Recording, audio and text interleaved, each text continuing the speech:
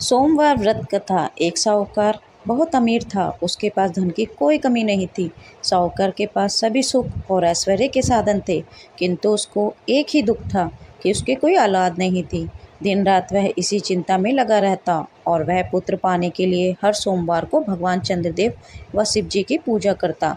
वह व्रत रखता था। साहूकार की भोलेनाथ के प्रति ऐसी भक्ति देखकर एक बार माँ पार्वती जी ने शिव जी से कहा, हे नाथ, ये साहूकार आपका नन्हे भक्त है और सदैव ही आपका व्रत और पूजा भक्ति भाव से किया करता है।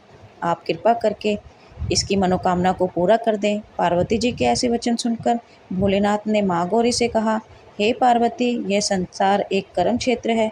यहाँ जो भी जैसा कार्य करता है उसे वैसा ही फल मिलता है, अर्थात जैसा कार्य मनुष्य करता है वैसा ही परिणाम भोगता है।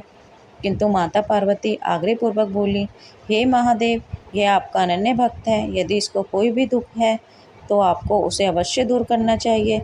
यदि आप अपने भक्तों की मनोकामनाएं पूरी नहीं करेंगे तो क्यों मनुष्य आपकी भक्ति सेवा व पूजा करेंगे। पार्वती जी के इस आग्रह को सुनकर शिव जी ने कहा, हे शिवे, इस साहूकार के कोई पुत्र नहीं है। इसी कारण यह दिन रात चिंतित व दुखी रहता है। इसके भाग्य में संतान न होने पर भी मैं इसे पुत्र प्राप्ति के लिए वरदान देता हूँ, किंतु इसका पुत्र केवल 12 वर्ष तक ही जीवित रह सकता है।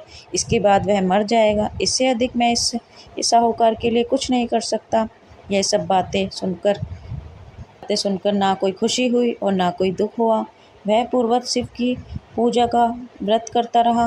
कुछ समय पश्चात साहूकार की पत्नी गर्भवती हो गई और 10वें महीने में उसने एक बहुत ही सुंदर पुत्र को जन्म दिया। साहूकार के घर में बहुत खुशियां मनाई गई, किंतु साहूकार ने अपने पुत्र की 12 वर्ष की उम्र जानकर कोई खुशी प्रकट नहीं की और इस संबंध में किसी को कोई भेद भी नहीं बताया।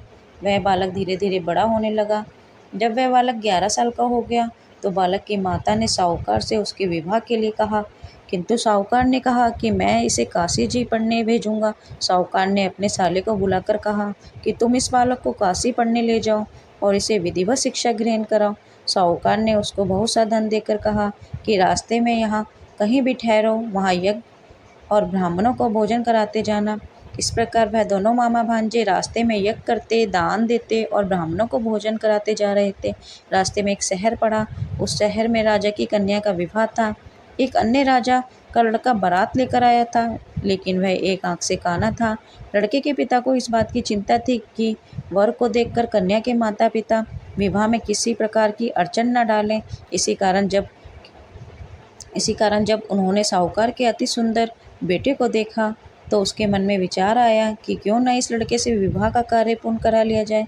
यह विचार कर उसने लड़के और उसके मामा से कहा कि यदि आप फेरे व कन्यादान का कार्य पूर्ण करा देंगे तो आपकी बड़ी कृपा होगी और हम आपको बहुत सारा धन देके। साहूकार के लड़के और उसके मामा ने इस बात को स्वीकार कर लिया। विवाह का काम भली प्रकार से पूरा हो गया। जब वह लड़का जाने लगा तो उसने चुपके से राजकुमारी की चुनरी पर लिख दिया कि तेरा विवाह मेरे साथ हुआ है, लेकिन जिसके साथ तुम्हें भेजा जाएगा वह एक आंख से काना है। मैं काशी जी को जा रहा हूँ। राजकुमारी ने इस प्रकार लिखा पाया तो उसने काने राजकुमार के साथ जाने से इनकार कर दिया और कहा कि यह मेरा पति नहीं है। मेरा विवाह जिसके साथ हुआ है वह काशी जी गया है। राजकुमारी के पिता ने यह सब जब सुना तो उसने अपनी कन्या को विदा करने से इनकार कर दिया। बारात वापस चली गई।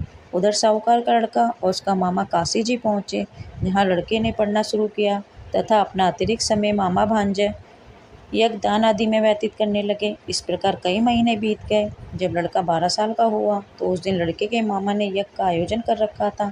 अचानक ही लड़के की तबीयत खराब हो गई। लड़के के मामा ने कहा कि अंदर जाकर सो जाओ। लड़का अंदर जाकर सो गया। थोड़ी देर पश्चात लड़का मर गया। जब लड़के के मामा ने देखा कि वह मर गया है तो वह बहुत दुखी हुआ। उसने सोचा कि मैं पहले यज्ञ पूरा कर लूँ तब कुछ सोचूंगा। लड़के के मामा ने यज्ञ पूरा किया और फिर रोना प्रारंभ किया।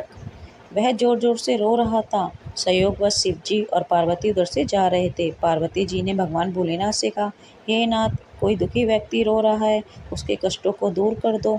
जब शिव जी और पार्वती जी वहाँ पहुँचे तो उन्होंने देखा कि वहाँ एक लड़का मरा हुआ पड़ा है। तब पार्वती ने देखते ही लड़के को पहचान लिया। पार्वती जी ने लड़के के मरने का कारण पूछा तो भोलेनाथ ने बताया, हे गौरी, इस लड़के की आयु इतनी ही थी, ये अपनी आयु पूरी कर चुका है। तब पार्वती जी ने विनम्रता पूर्वक कहा, महाराज, कृपा करके आप इस लड़के को जीवित कर दीजिए, नहीं तो इसके माता पिता इसके वियोग में तड़प तड़प कर अपनी जान दे देंगे। पार्वती की बात सुनकर शिव जी ने लड़के को पुनः जीवित कर दिया। शिव जी की कृपा से लड़का जीवित हो गया। शिव शंकर व पार्वती जी शिवधाम चले गए। शिक्षा पूरी होने पर लड़का और उसका मामा पहले की तरह यज्ञ करते ब्राह्मणों को भोजन तथा दक्षिणा देते हुए अपने घर की ओर चल दिए। रास्ते में दोनों उसी शहर में आए जहाँ पर उस लड़की की शादी हुई थी। वहाँ पहुँचकर दोनों ने यज्ञ करना शुरू कर दिया। जब वह दोनों यज्ञ कर रहे थे तो उसके लड़के के ससुर यानी वहाँ के राजा ने, जो उधर से घोड़े पर बैठकर अपने सेवकों के साथ जा रहा था, उसने लड़के को पहचान लिया। राजा ने महल में ले जाकर दोनों की खूब सेवा की। कुछ समय राजा के महल में रहने के बाद लड़के ने राजा से जाने की आज्ञा ली। राजा ने अपनी लड़की को लड़के के साथ विदा किया और साथ में बहुत सा धन एवं दास दासियों को भी भेजा। जब वे अपने शहर में आए तो लड़के के मामा ने कहा, पहले मैं तुम्हारे माता पिता को तुम्हारे आने की खबर सुना आता हूँ, तब तक तुम पत्नी सहित यहाँ आराम करो। ऐसा कहकर लड़के का मामा यदि उनका बेटा जीवित लौट आया तो वह छत से नीचे उतर आएंगे, नहीं तो छत से कूदकर अपने प्राण त्याग देंगे। लड़के के मामा ने जब ये समाचार उन्हें सुनाया कि उनका लड़का जीवित आया है तो उन्हें विश्वास नहीं हुआ। तब लड़के के मामा ने शपथ खाकर कहा कि आपका पुत्र अपनी स्त्री और बहुत से धन और दास दासियों सहित घर आया है। तब साहूकार और उसकी पत्नी छत से नीचे उतर आए तथा प्रसन्नता के साथ अपने बेटे और बहू का स्वागत किया। सभी प्रसन्नता के साथ रहने लगे। इस प्रकार भक्ति भाव से जो भी प्राणी सोमवार के व्रत का पालन करता है तथा प्रेम पूर्वक इस कथा को सुनता या पढ़ता है तो उसके सभी कष्ट दूर होते हैं, सारी मनोकामनाएं पूर्ण होती हैं और इस लोक में सभी सुख सुविधाओं को भोगकर अंत में उसे शिवलोक की प्राप्ति होती है। इस प्रकार सोमवार के व्रत को 16 सोमवार तक करें, फिर उद्यापन करें। इस व्रत के प्रभाव से मानवों को सभी प्रकार के सुखों की प्राप्ति होती है। यदि आपने यह सोमवार व्रत कथा श्रद्धा से सुनी है तो कमेंट में ओम नमः शिवाय अवश्य लिखें। भगवान भोलेनाथ की कृपा आप और आपके परिवार पर सदैव बनी रहे। हर हर महादेव।